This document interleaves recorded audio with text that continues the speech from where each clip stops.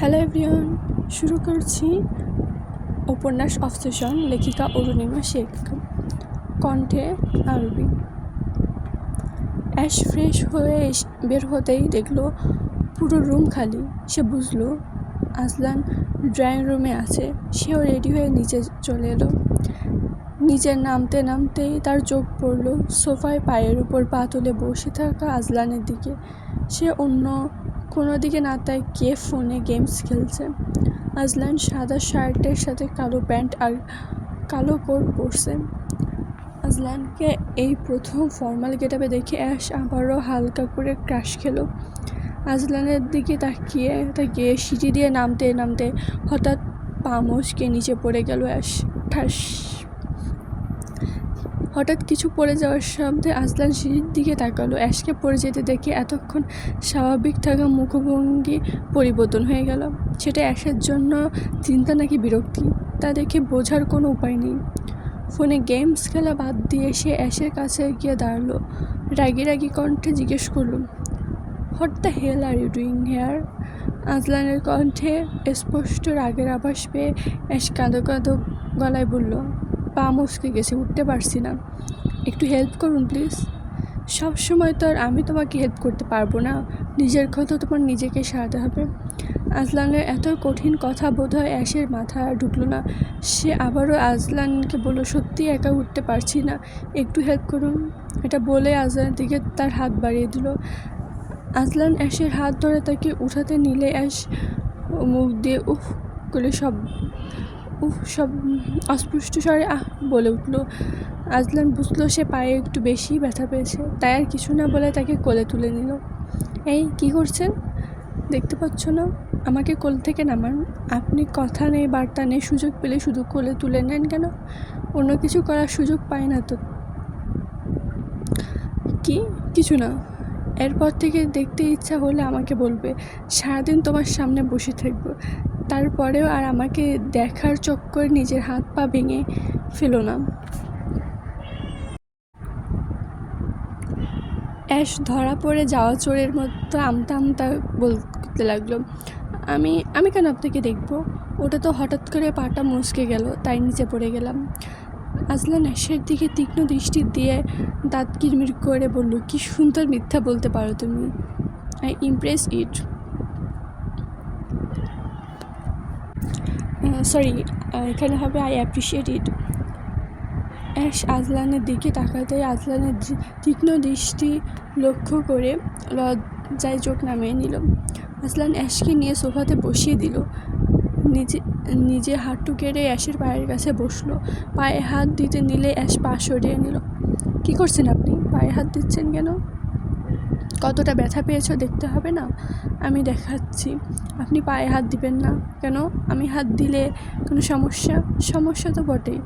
আপনি আমার থেকে কতটা বড়? আপনি আমার পায়ে হাত দিলে পাপ আমারই হবে। বেশি না তো, তোমার থেকে মাত্র 10 বছরের বড়। 10 বছরের? তাহলে আপনার বয়স কত? গুনে দেখো। 21 যোগ 10, 31। মনে মনে, আপনার বয়স 31? বিস্ময়ে অ্যাশের চোখ কোটর থেকে বেরিয়ে আসার পালা। আপনাকে দেখলে মনে হয় না যে আপনি বুড়ো হয়ে গেছেন? আজলানের মাথায় আগুন ধরানোর জন্য অ্যাশের এই একটা কথাই যথেষ্ট ছিল। সে অ্যাশের পায়ের কাছ থেকে উঠে তাকে সোফার সাথে চেপে ধরল। চুপ, একদম চুপ। আমি বুড়ি হলে তুমি বুড়ি। 21 বছরের কোনো মেয়ে কুচি খুকি থাকে না? বাংলা একটা প্রবাদ আছে না, কুড়িতে বুড়ি। তুমি তো আরও 1 বছর আগে বেরিয়ে এসেছো। আর আমি এখনও বুড়ো নাকি জোয়ান তার সময় হলে হাড়ে হাড়ে বুঝিয়ে দিব। এটা বলেই আজলান অ্যাশকে ছেড়ে রুমে ফার্স্ট এইড বক্স আনতে গেল। কি হয়েছে? মুখটা প্যাঁচার মতো করে রেখেছো কেন? পায়ে মলম লাগাতে। অ্যাশ মনে মনে বলল, একটু আগে আমাকে বুড়ি বলে এখন আবার দরদ দেখে জিজ্ঞেস করা হচ্ছে মুখটা প্যাঁচার মতো করে রেখেছো কেন ভেঙে? আমাকে যে বুড়ো বললে, মনে রেখো পুরুষ মানুষ 40-এও জোয়ান। অ্যাশ বিস্ময়ের দৃষ্টিতে আজলানের দিকে তাকিয়ে মনে মনে ভাবল, লোকটা মনের কথা শুনতে পায় নাকি? মানুষ যদি মনে মনে এত জোরে কথা বলে তাহলে আমি না, শুধু বাইরের মানুষও শুনতে পারবে। আমি কি সত্যি মনে মনে এত জোরে কথা বলি? পায়ে ওষুধ লাগানো শেষ। এখন ফার্স্ট ওঠো, অফিসে যেতে হবে। আজকে তোমার জন্য আমারও যেতে লেট হচ্ছে। আজলানের কথা শুনে অ্যাশ বাচ্চাদের মতো মুখ ফুলিয়ে সোফা থেকে উঠে বাইরে চলে গেল। আজলান দরজা লক করে গাড়ির কাছে আসতেই দেখতে পেল অ্যাশ আগে থেকে গাড়িতে উঠে মুখ ফুলিয়ে বসে আছে। সে মুচকি হেসে গাড়িতে উঠে দেখতে পেল অ্যাশ সিট বেল্ট না লাগিয়ে বসে আছে। তাই সে ঝুঁকে সিট বেল্ট লাগানোর চেষ্টা করলো। আজলানকে এভাবে নিজের দিকে ঝুঁকতে দেখে অ্যাশ ঘাবড়ে গেল। সে দ্রুত জানালার দিকে মুখ ফিরিয়ে নিল। অ্যাশের এমন কাণ্ড দেখে আজলান বলল, তোমাদের মেয়েদের মাথায় কি সারাক্ষণ বাজে চিন্তা ঘোরে? অ্যাশ তখনও জানালার দিকে মুখ ফিরিয়ে রেখেছে। অ্যাশের কাছ থেকে কোনো উত্তর না পেয়ে আজলান কিছুটা দমে গেল। সে চুপচাপ গাড়ি চালাতে শুরু করলো। গাড়ি এসে থামলো ড্রেক ইন্ডাস্ট্রিজ এর সামনে। গাড়ি থামার সাথে সাথেই কিছু গার্ডরা এসে আজলানের গাড়ির দরজা খুলে দিল। অ্যাশের দিকে দরজা খুলতে নিলে আজলান চোখের ইশারায় তাদেরকে চলে যেতে বলল। আজলানের ইশারা পেয়ে তারা আবার যে যার অবস্থানে ফিরে গেল। আজলান গাড়ি থেকে বের হয়ে অ্যাশের কাছে গেল। অ্যাশ এখনও সেই আগের মতো মুখ ফুলিয়ে বসে আছে। আজলান দরজা খুলে বলল, ম্যাম, আপনার মান অভিমানের পালা শেষ হলে এবার নামুন প্লিজ, অফিসে এসে গেছি। অ্যাশ আজলানের কথার কোনো প্রত্যুত্তর না করে চুপচাপ গাড়ি থেকে নেমে দাঁড়ালো। তার চোখের সামনে ড্রেক ইন্ডাস্ট্রিজ। অ্যাশ আজলানের জন্য অপেক্ষা না করে অফিসের ভিতর ঢুকতে নিলে হঠাৎ আজলান সামনে এসে প্যান্টের পকেটে হাত দিয়ে দাঁড়িয়ে পড়ল। কী হলো? সঙ্গের মতো সামনে এসে দাঁড়ালেন কেন? আজলান গম্ভীর স্বরে উত্তর দিল, কিছু জানানোর ছিল। যা জানানোর আছে তাড়াতাড়ি বলে ফেলুন। আজলান দীর্ঘশ্বাস ছেড়ে বলল, দেখো অ্যাশ, বাড়িতে আমাদের যতই ঝামেলা হোক কেন, অফিসে আমি তোমার বস আর তুমি আমার এমপ্লয়ি। সো আমি তোমার থেকে সেম আচরণ এক্সপেক্ট করব। অ্যাশ মনে মনে আজলানকে ভেঙচিয়ে দিয়ে বলল, এসেছে আমার কোন দেশের রাজা বাদশা, ওনার সাথে বসের মতো আচরণ করতে হবে? বয়ে গেছে আমার। হ্যাঁ, সৃষ্টিকর্তা, আগে তো এই বদমাশটা আমাকে বাড়িতে শান্তি দিতে থাকতে দিত না। কিছু উল্টাপাল্টাই হলেই একগাদা জ্ঞান দিয়ে দিত। আর এখন অফিসেও আমার উপর ছুরি ঘোরাবে। আমার জীবনে কি তুমি শান্তি লেখোনি? কিন্তু মুখে বলল, ওকে স্যার, আমি এখন থেকে আপনার কোম্পানির এমপ্লয়ি, তাহলে বলুন আপনার জন্য কি করতে পারি। আপাতত আমার সাথে চলো, বাকিটা পরে দেখা যাবে। এটা বলে আজলান অফিসের ভিতর চলে গেল। অ্যাশও আজলানের কথা মতো তার পিছু পিছু গেল। অফিস রুমে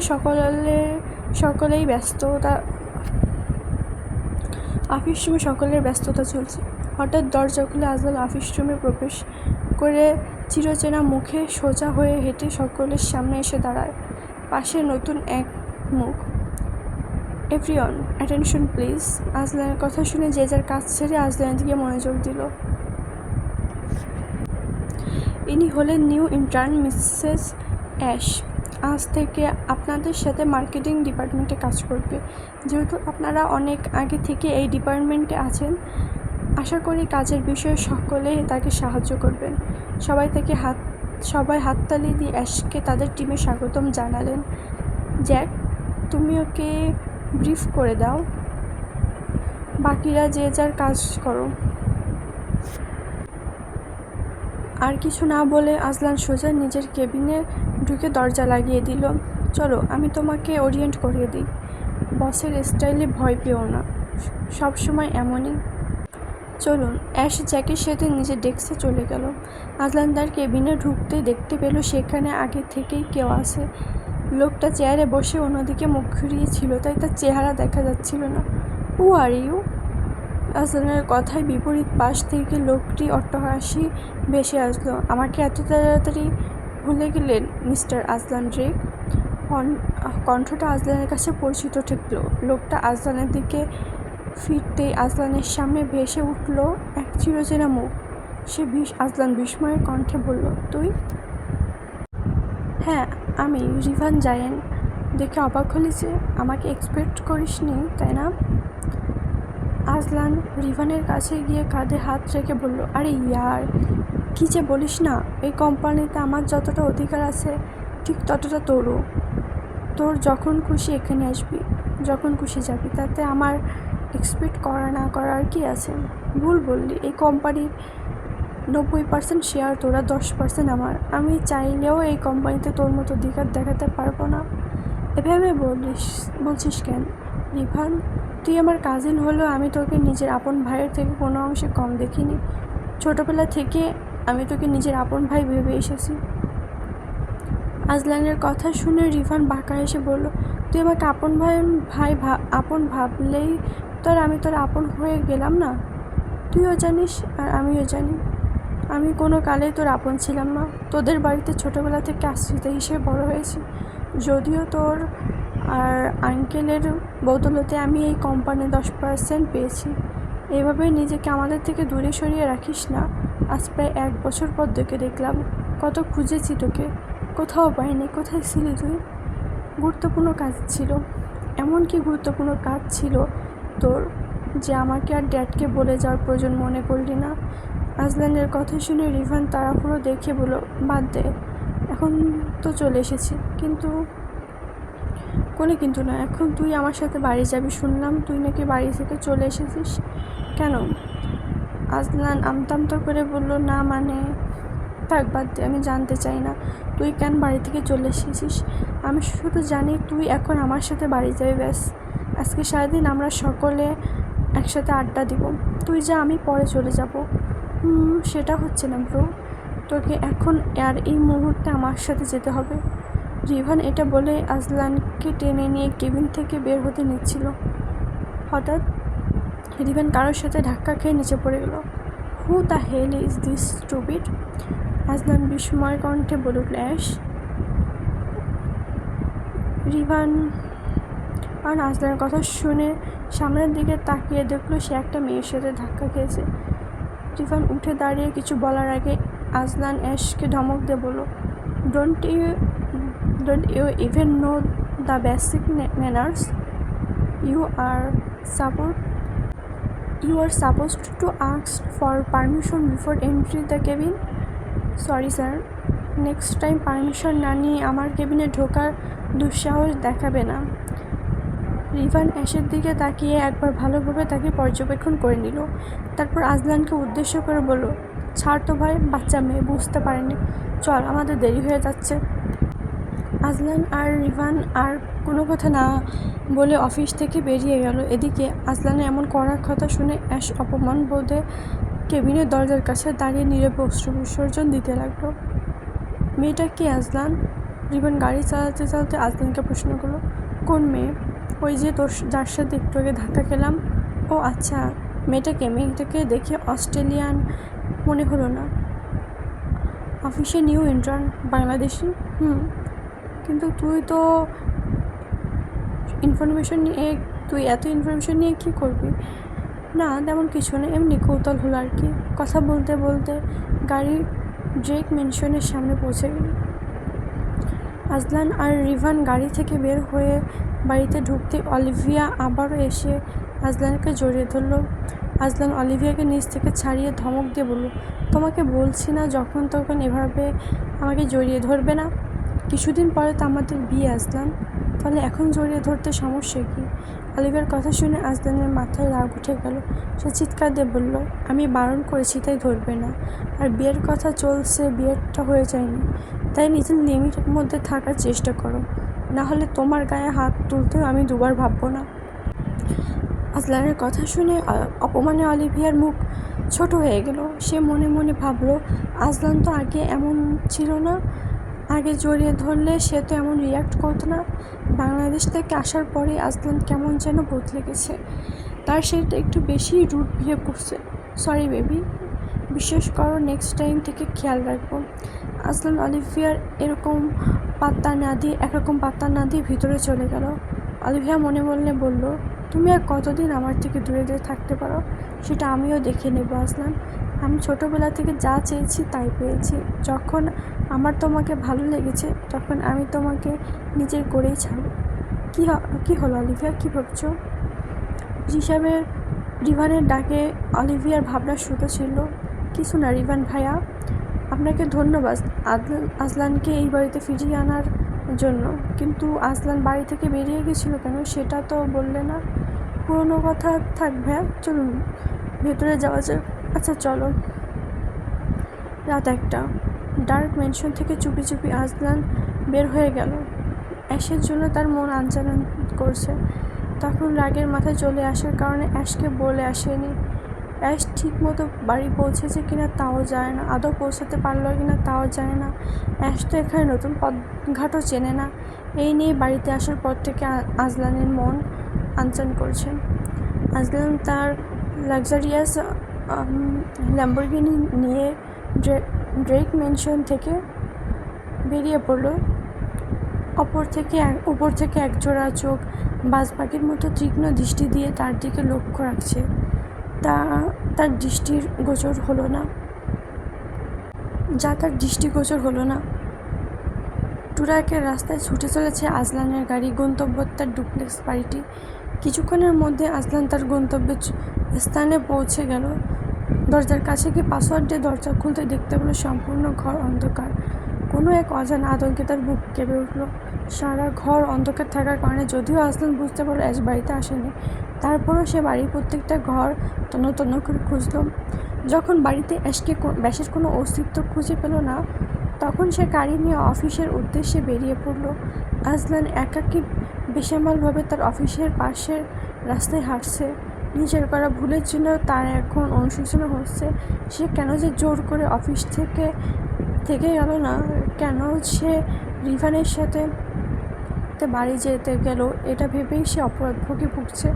অফিসে এসে আজলান অফিসের প্রত্যেকটা রুম হন্যে হয়ে খুঁজেছিল, কিন্তু কোথাও অ্যাশকে পায়নি। অফিস থেকে বের হয়ে আশেপাশে প্রতিটা রাস্তা ভালোভাবে খুঁজেছে, কিন্তু কোথাও অ্যাশকে দেখা মেলেনি। একসময় ক্লান্ত হয়ে সে রাস্তার পাশে বেঞ্চিতে বসে পড়ল। 2 হাত দিয়ে নিজের মাথার চুল খামচে ধরে হাত দিয়ে বারবার বেঞ্চিতে আঘাত করে। একটা সময় হাত কেটে রক্ত পড়া শুরু হলো।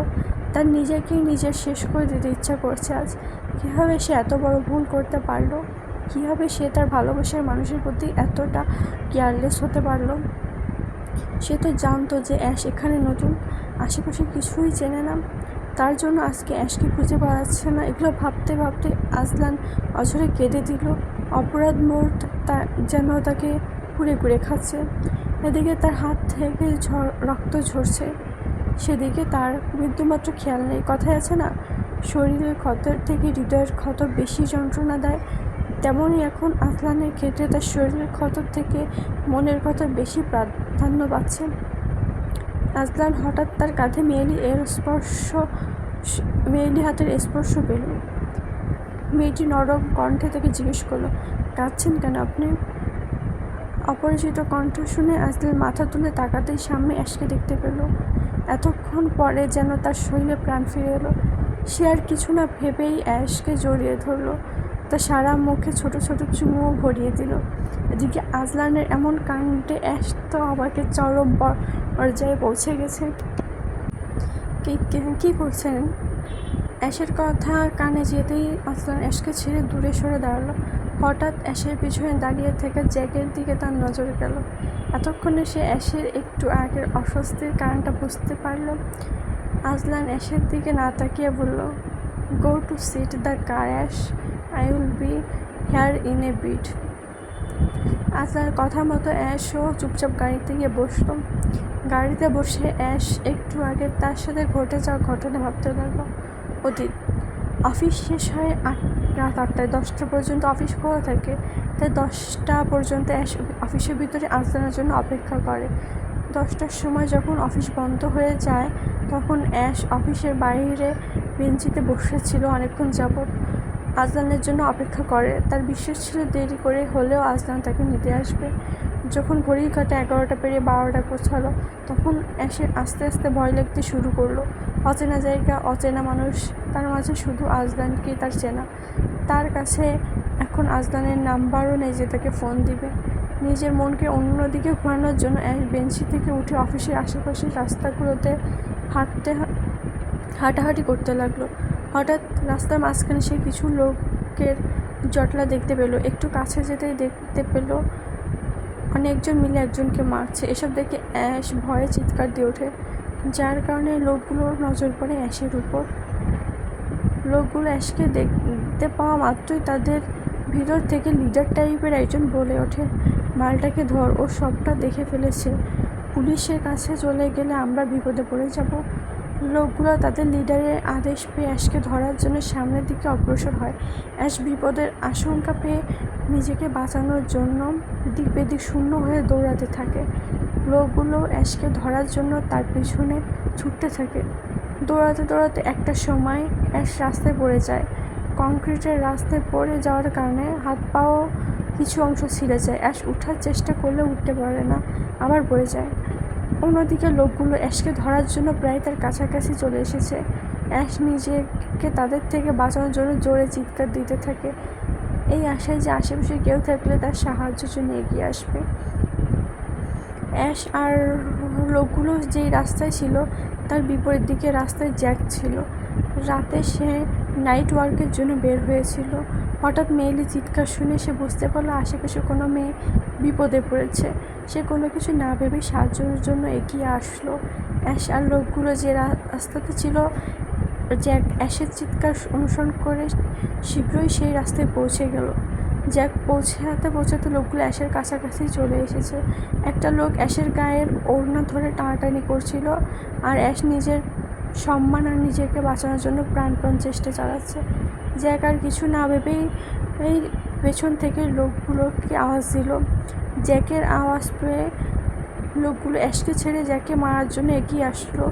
জ্যাক লোকগুলোকে দেখতেই চিনতে পারে যে এরা হলো ট্রাকের বিখ্যাত স্নেক গ্যাংয়ের মেম্বার। লোকগুলো জ্যাককে মারার জন্য এগিয়ে আসতে জ্যাক বলল, মরার শখ না জাগলে আমার গায়ে হাত তোলা আর ভুলেও করিস না। জ্যাকের কথা শুনে লোকগুলো বিশ্রীভাবে হাসতে লাগলো। তুই কে রে? তুই ভাবিস কি নিজেকে বড় বড় চার পাঁচটা ডায়লগ দিলেই আমরা তোকে ছেড়ে দেবো এটা ভাবছিস? মিস্টার ড্রিককে তো চিনিস? মিস্টার ড্রিকের নাম শুনতে লোকগুলোর হাসি বন্ধ হয়ে গেল। তাদের একজনের চেহারা স্পষ্ট আতঙ্ক দেখা দিল। মিস্টার